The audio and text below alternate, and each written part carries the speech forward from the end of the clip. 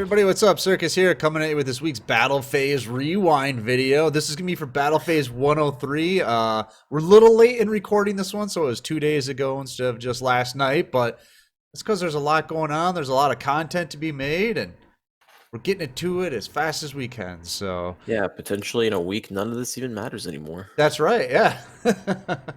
So obviously Rise here joining me.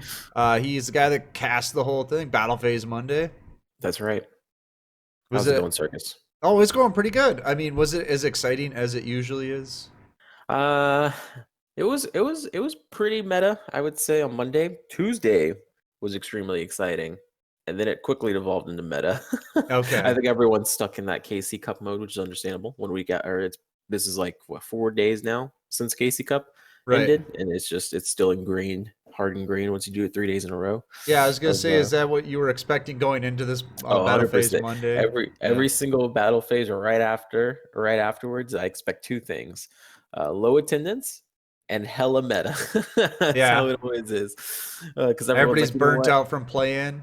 Yeah, or people are like, you know what? I could have reached 10 spots higher, and I can prove it right now. I'm gonna win meta. I'm gonna win meta phase. Let's go. Meta phase. Yeah. That's what So we'll be calling it pretty soon. might as well. Um, Usually what I expect is, which I've already started to see on the ladder, is people find out what won the KC Cup or what was at the top, and then they start emulating that. So I expected a ton of Yep. megaliths and a ton of triamids, but when we look at the overall standings, we just don't see that. I was kind of surprised. Yeah, I think this is also because Monday it was like rumors of what's happening. Right. So like there was a couple of tribes, but on Tuesday and I think Wednesday today, there was quite a few trimids in battle phase. Megaliths not so much. I think Megaliths is one of those situations where it's more um, the player was really good Right. versus the deck. Not and deck is still good, but not like good. Like anyone can pick it up and win a competitive tournament with them, in my opinion. But definitely trimids, I could see, especially a balanced deck, I could see like a huge influx of players for that. Yeah. Megaliths. That's Candy Crusher, and he's been in our tournaments for a long time, playing Megaliths. He's that guy where when I'm doing the power rankings, I'm like, who's playing Megaliths this week? Because I always have to record that one person played Megaliths. It's always the same guy, and he did well with them, and in the KC Cup, and he came back again on KC Cup, or I'm sorry, Battle Phase Monday. And we'll see how he did later. Yeah, he played, funny enough, in the first ever tournament I ever hosted was a double elimination tournament. Called it the Driston Cup. Shiny Sophion won. The final was Shiny Sophion versus Fetty Guap, and he was in the top four, so he got prize support way back, Oh, like okay. whenever I So first started streaming. So he's been around, but he's always just been low-key competitive. And then in battle phase, he started making a name for himself playing those megaliths. And he even said himself, when he did KC Cup, he just started playing for the daily gyms, realized that he was winning a lot, realized he was rank 1 at the end of day 1, and said, oh, maybe I should do keep something going. with this. Yeah, so very interesting. But as you can see, Neos Invoked, of course, taking the top spot as usual, or always near Best the deck in the top game. there. Yeah. Witchcrafters, Karakuri, E-Sabers, which will be Shiranui. Shiranui is starting to fall off, if you notice. Only 8 people playing it. It is extremely hard to play Shiranui right now. I feel like they already were kind of on the decline when kind of Witchcrafters were added. Getting their effects negated constantly was super annoying, and they were just a better back row deck instead of an actual monster deck. And then, of course, you have now Karakuri to also annoy you with, because now they're Hatronading you and OTKing you in a single turn. Or, some people started playing more Treacherous Trap Hole instead of Trinade, which is also bad for you.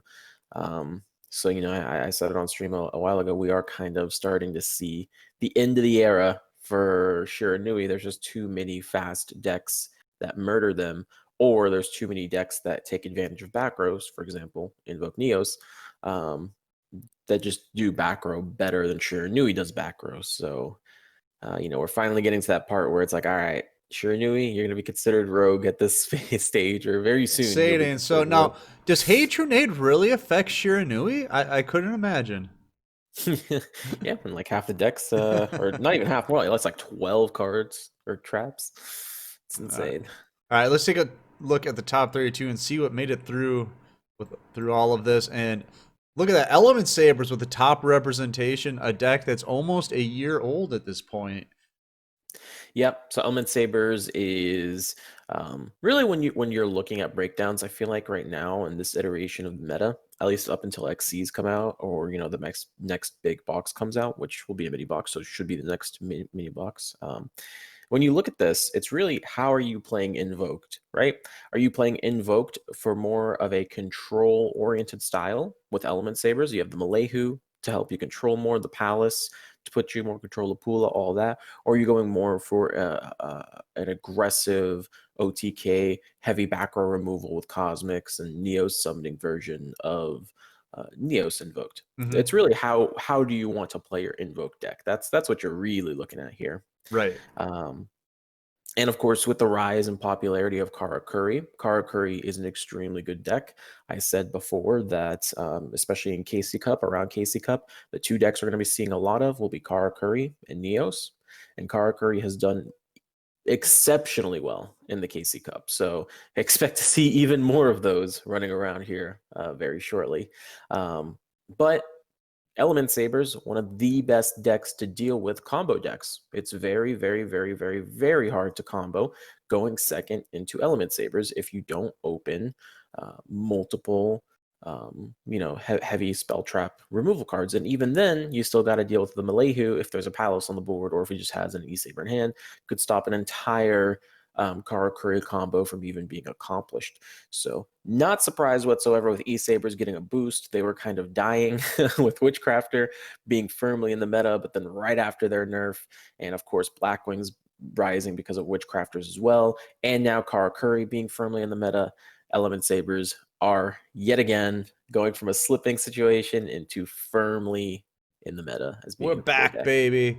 The deck will never die. I don't know. It's gonna be like we're playing XCs and we're gonna be playing Element Sabers. It'll be insane.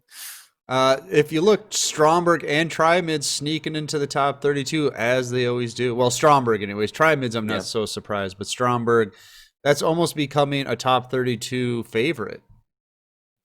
Yeah, it's interesting because you don't really see Dragoonity up here anymore these days. What a Although I do believe surprise! What a surprise! I do believe Dragoonity topped on Tuesday, if I'm not mistaken. Mm-hmm. Um, but yeah, we're now it's kind of like instead of being oh yeah, Dragoonity is always topping about now it's like oh yeah, Stromberg that's always in the top and top of the battle Right. phase.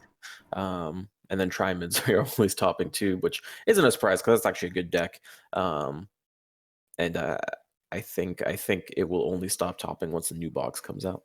Well, look, Dragoonity, if they don't get disrupted, it's like okay, they're gonna do fine. Yeah, Stromberg's always fun to watch because it's like if there's someone playing against that understands not to attack into the castle, right? Then it comes down to how is Stromberg gonna steal the win? You know, Shadow Game, of course, naturally. right?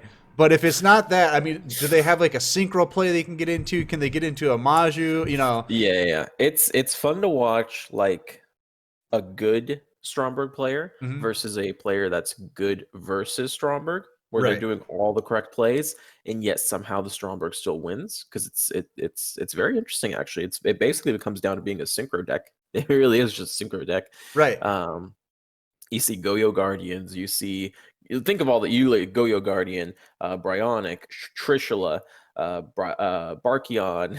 It's like you see their whole extra deck sometimes in duels, and of course they just summon Grand Module. All these very unique cards you don't really see. Obviously besides the Barkion or not Barkion, sorry, the uh, what's it, Bryonic and Yep. Coral Dragon. But beyond that, it's like you see a bunch of really unique cards. And we've been seeing a lot of anti-monster negation, so changes, chains, chalices, lots of we're going to stop monster effects right now today. Right. So the deck's actually evolved into quite an interesting position. Before it was just literally had no win condition, whatever. The sealed tomb version of Stromberg Right. was literally, yeah, I'm just gonna hope you swing into me. Well, what I love And about it now is so it's a gambling deck. I love it. It's like I'm going to banish half my deck, see what I have left, and I'm going to figure out how I'm going to beat you. yeah, I remember I asked, I don't remember who it was. I think it was Goldeneye or something. I was like, what do you do after you have like the perfect starting hand and then they deal with it and they're like, yeah, once I banish, I activate my Stromberg Castle and hope I didn't banish the rest of my cards to summon with it, because that would be very unfortunate if I did it. I was like, "What? That's your plan? Okay." Yep. Luck is on your side. That's what that one is all about.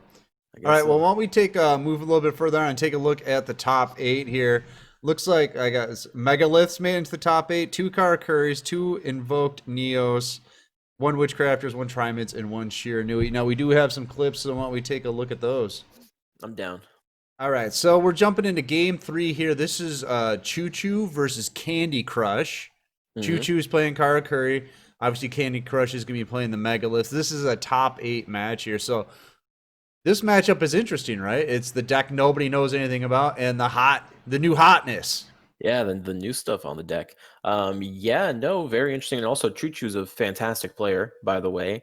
For the longest time, was the statistically the top player in Clan Wars back when I played a lot of Clan Wars, and has had tops. I believe he was on TPC in the DLM community as well. So very insanely good player versus a top 10 player. I think it was like top 8 global or something like that with the, And with then the number megaliths 1 most likely. EU. So Yeah, there you number go. one EU. So very, very high skill, which is crazy when you think about it. These free tournaments that these duels can happen between two very high Right. recognizable people. Um, I do believe Megaliths end up losing this duel due to a Yeah. double cosmic situation, which was very unfortunate. Yep. But he had, if you actually look, this is turn 1, and look at how deep he's going into his deck. 5 cards in the grave, 2 in hand, a bunch on the field. 13 cards left in the deck. He's not even done yet. He's still going to search with the Haggith effect here. We are actually making a Megalith video to go alongside this video. So if you're interested more in this deck and what it does, definitely check that one out. Yeah.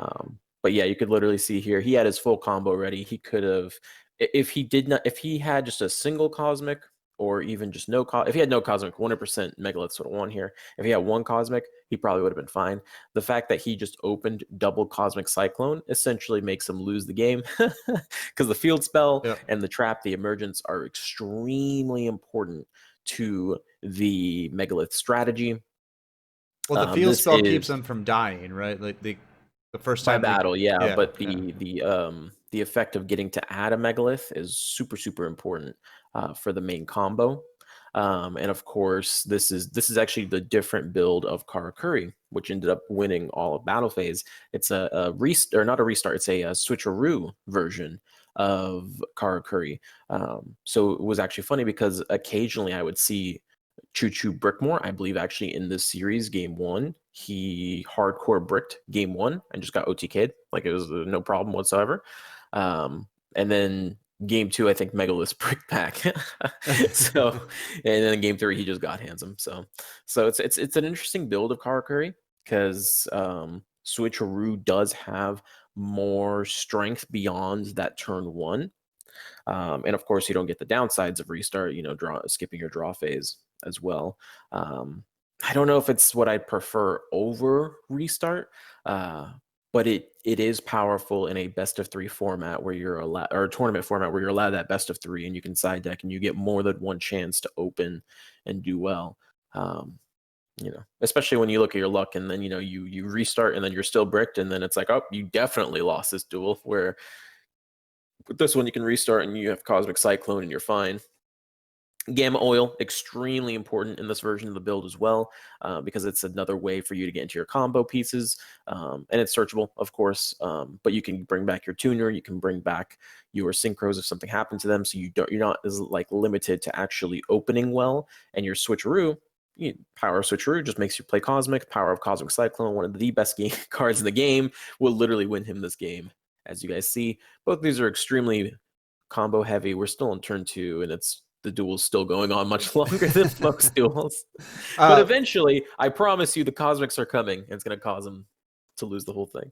I can see Twitch chat here, and someone just said, "Is Megaliths legit, or is Candy Crush just a god?" So I answered this live. I said, Candy Crush is definitely a god. He's been in the community for a while. There's the first Cosmic Cyclone. You'll see the second one momentarily. But Megaliths, surprisingly, and specifically Megaliths plus Cyber Angel, are actually a really good, underrated deck. However, I think they will not succeed as much in the competitive scene because they are kind of inconsistent. And by kind of inconsistent, I mean very inconsistent. So there were plenty of times we can go back from all the tournaments or all the matches we ever watched of Candy Crush, and we can see, yes, there are times he got top 8, and there are times he did, he did well. But then there are other times where he went 2 and 3 in bracket and Swiss and never made it to the top cut. You know what I mean? And there are times where he, it's just hard in this. And there's the second cosmic on the emergence, continuous spell and traps. If you hit them while they're activating their effect, they don't get their effect. So lose the duel off of that. So is the deck good? Yes. For ladders type situations and 2-deck tournaments and stuff like that, it'll probably be super amazing. But in the side deck format, I'm gonna go ahead and say high tier, high rogue status, probably second or third best rogue, with the best rogue deck being something like Trimids. Yep. All right, well, let's move on to the next match here. All right, so this next game is going to be Choo Choo again versus Gym Leader Brawl. This is game 3 in the semifinals. You're going to be seeing Karakuri once again versus Triamids. Now, this is the deck, not the exact deck that Neg was playing in the KC Cup, but I expected to see a lot more of these. But we only saw the one. And I'm sure you will see a lot more. So it's very interesting. One thing I want to point out: Treacherous Trap Hole. Yep. People always, whenever I bring up a problematic card in the meta, I always bring up Treacherous, True Nade, Floodgates, these kinds of cards. And people always kind of point out and say, well, Treacherous Trap Hole isn't really a problem right now, so I think it's fine. The big issue with TTH is when it is relevant, it is never relevant in an okay manner. It's always relevant in an unhealthy situation. Right. And one of the major unhealthy situations is guaranteeing opening TTH. And one of the best ways to almost guarantee open TTH is to play balance, guaranteeing you at the very least, one trap card in your hand. And your only options are either Mirror Wall, Pulse, or TTH. Those are your 3 options.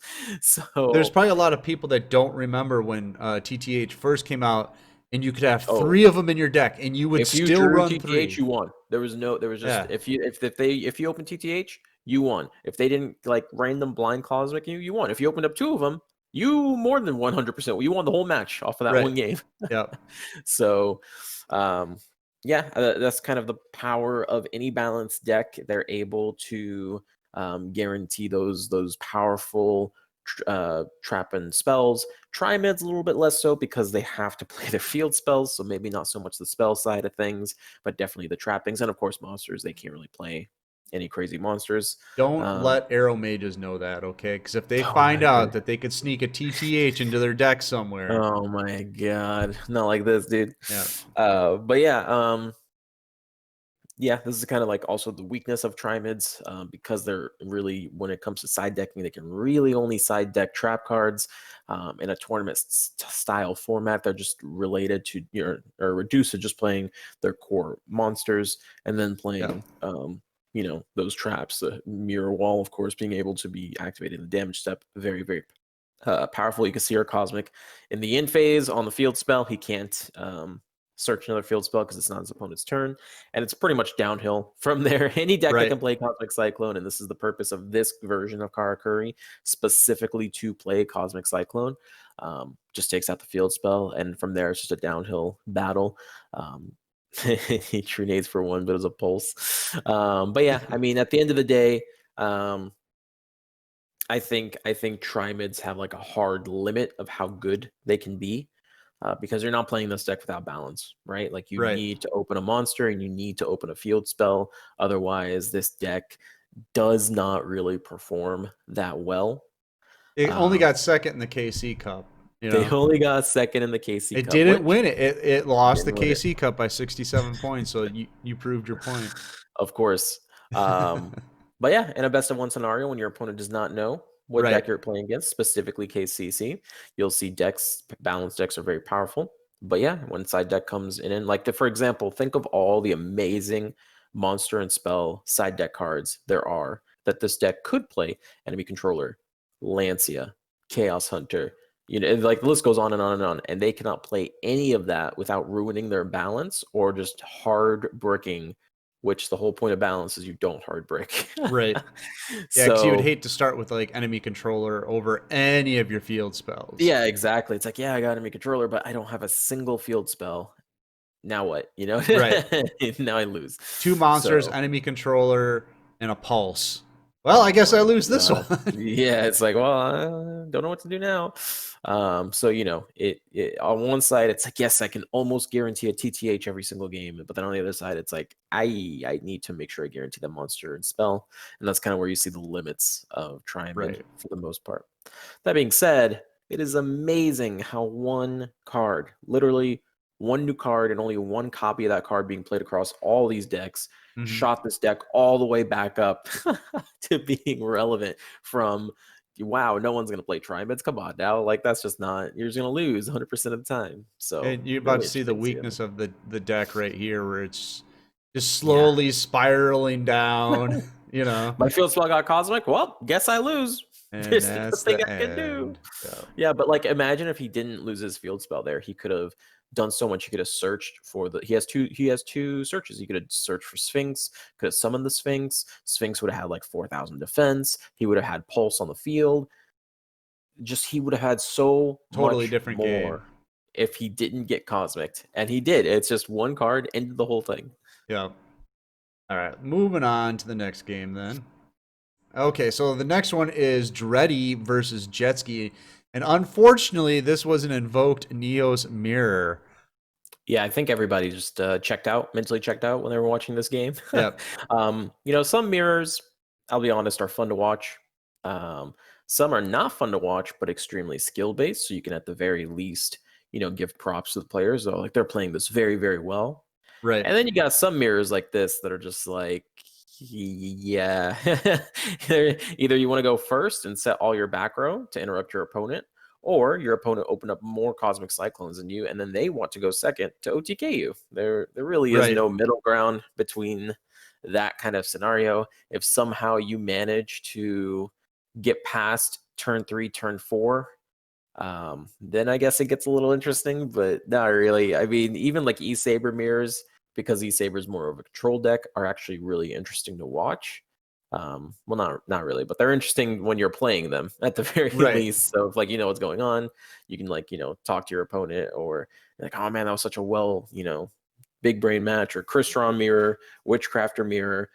Neos mirror, though, Neos mirror is one of the worst. Literally, just he double cosmics Double him cosmic. and then wins. Like, okay, very nice skill level right there. It's like, it didn't even really matter at the end Well, of the day. You know what I I mean? think it reminds me of those nature videos where you see two rams that just run at each Yeah, other, just keep butting bam. heads until one of them just gives up. You know. Yeah, some people say that mirrors are like the epitome of understanding your deck. The problem is when it's a very simple deck, like Invoked Neos is. Right. I don't want to say brain dead, but it's one of those decks that does kind of win on its own a lot. It's just not fun when you see a mirror happen between them. Even its cousin Element Saber is infinitely more interesting. That one's boring to watch, but at least, if you're a scholar of Duel Links and a gentleman and you enjoy the finer things in life, you You're can gonna. sit Yeah. down and sip some tea and be like, now this is Duel Links. But this is just garbage. I don't know Right. what this is. This is just straight up garbage. I don't know. I don't know who has fun playing in these types of matches. I don't know who enjoys watching them. Just a waste of time, to be honest. And it's such a popular deck right now. I think just because it's so easy to get, because most people already have invoked, they Hmm. already have Neos. It's just, do you have the shells, and how much are you willing to shell out to get them? Right? Didn't you Yeah, say and you did 5,000 gems to get three? almost 6,000 gems to get 3. So, that's definitely was not worth it for me. But I think No. for most people, it'd be worth it. And of course, if you have Karma Cut, Ultimate Providence, you can make a very, very cheap free to play Neos deck, and it's probably going to be way more effective than most free to play decks. Because if you look at this list, like you said, you probably already have Invoked. If you're properly building your deck, you'll either have Lightsworn or Invoked. You Yep. probably had Neos if you were not free to play, but just like kind of bought it back in the day from structure deck kind of things, and like, well, I still have it, might as well play it. And then Ultimate Providence, extremely cheap / free. And then you could literally just replace the other 4 back row with anything you want. Cosmic Cyclone, you should have Cosmic Cyclone. If you don't, you need to be opening for Cosmic This Cyclone. deck Forget is Zexal, full of go get it. staples, is the point, people. Yeah, it's literally just all staples, and this is kind of the Yep. power of staples when it comes together, and what Konami wants to kind of avoid, moving forward in the future. They need to. I think he ends up getting Wall of Deed at this point too, if I'm not mistaken, or something like that. I remember he loses right here. I don't remember how. Well, like But Neg said, yeah, they block with their face. they block with their face, they Yep. swing with their face, it's That's all not they really about have. That's using all the they brain. have. Yep. Yeah, like their biggest brain move is I'm going to switch Neos in defense, so when I do get Wall of Deed, because I can't prevent it from happening, I don't lose the game right Right. off the bat. So there And you go. Jinsky Swings the should have Wall of known Deed, better. He's got and three GG. ultimate providences. He could have waited maybe.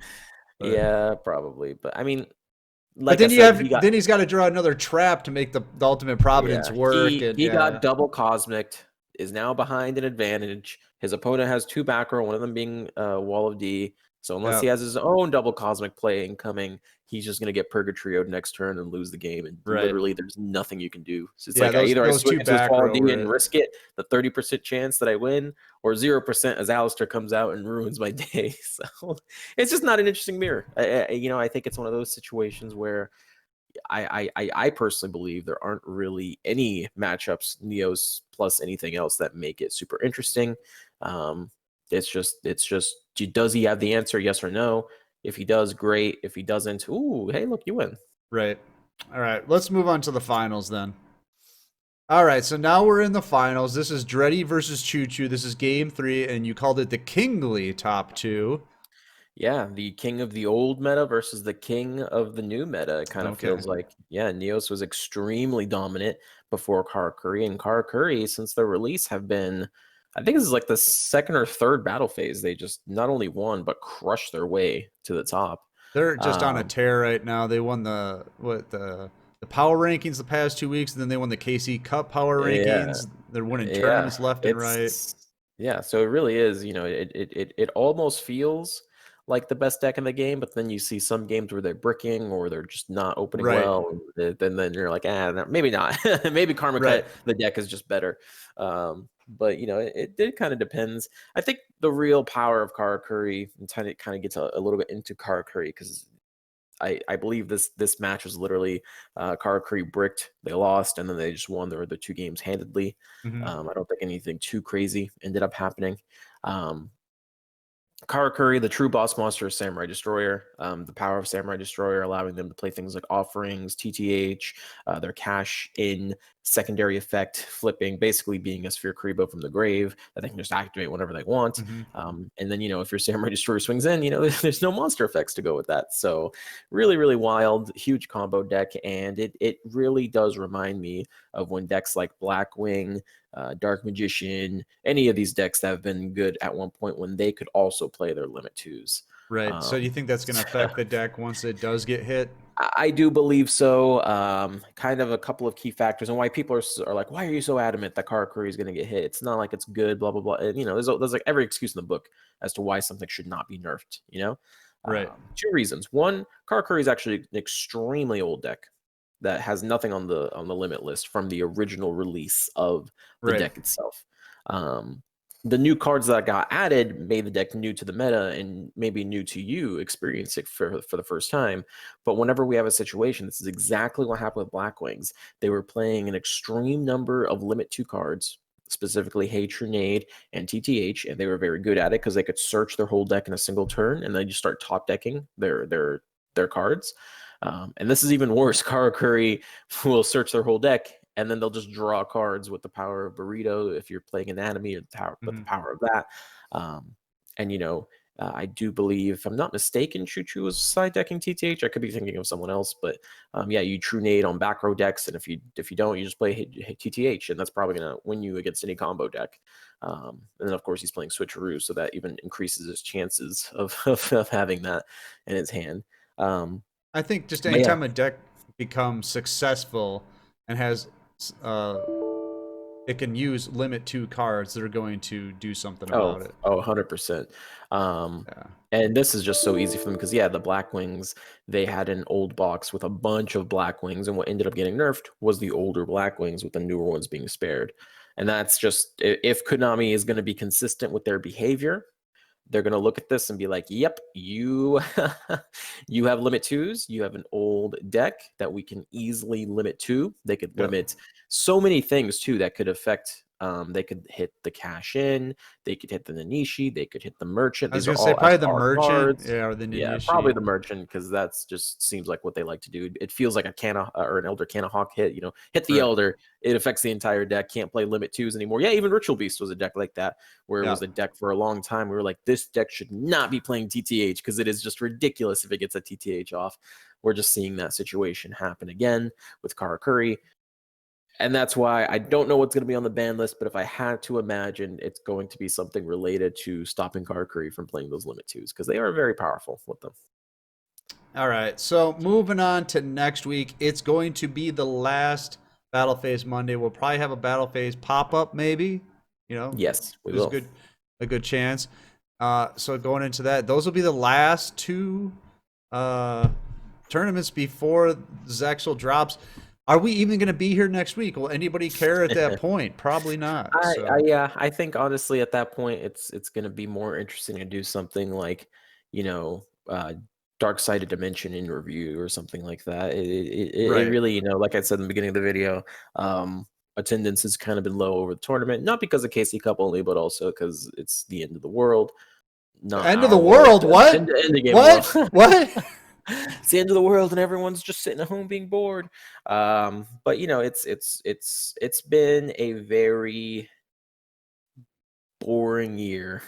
And I Yep. do believe that's because Konami was extremely hesitant with releasing um, XCs. I think they were like, damn, we didn't do synchros the correct honor. We took like almost 6 months to a year to even make good synchros to begin with.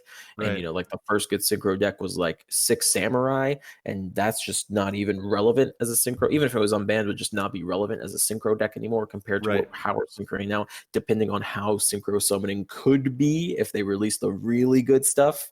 A lot of people meme and joke that, oh, here comes Zexal, the true synchro era. Right. Exactly. So, Honestly, you I know, think a lot of people kind of might think I'm crazy, but I think the COVID had a little bit of an effect. oh, for sure. Of course. So there's probably just less people, or they're working remotely, so they're just not working maybe as efficiently. So I think they were just trying to keep their heads above water for most of the year and just get ready for Zexal. They're like, hey, Yeah. we got this coming in down the road in 8 months. Let's just get by on what we can now and then plan for that. That'd Yeah. be my guess. That'd be my I guess. really do hope that, just due to kind of the passiveness. I mean, and to be fair, the last few boxes have impacted the meta. Witchcrafters, of course, impacting the meta enough to get a ban list, an emergency ban list immediately. Yep. And then Karakuri coming in, having a definite impact on the meta. And then the rogue meta kind of being hit a little bit as well, with things like Trimids and Megaliths and stuff like that being affected. It's pretty cool. But at the end of the day, the actual core meta of like just invoke and back row being the kings and just warping everything around them, that has not been affected for pretty much a year, I believe. Very Right. couple days. Since the beginning of It'll the be game, really. yeah, since the beginning of the game, but it's been especially awful Yeah, this uh, past year. Yeah. with Element Sabers. Element Sabers have been in the meta and have not left for almost an entire year. They haven't been like a top represented deck in the meta in any way that you analyze it, from tier lists to power rankings to whatever analysis you use. Element Saber has been there. Um, and yeah, I'm just happy to hopefully see a go. I hope it's immediate. It might not be immediate, but I'm But hoping it that it better does. be. That's all I'm Yeah, saying. Konami. So yeah, next week. Goodbye, old meta. God bless. All right, we're gonna get out of here. I hope you liked the video because it's probably the last one you're gonna see of this format. But of course, we'll be doing Zexal tournaments, so don't worry about that. But That's right. if you want to take part in those tournaments, all you gotta do is join our Discord. Why? Because that's where we host them, and you'll get notifications for them in there. So check it out. We There you hope go. to see you in there. So we're gonna get out of here. I'm Circus. That's Rye. See you later, YouTube. The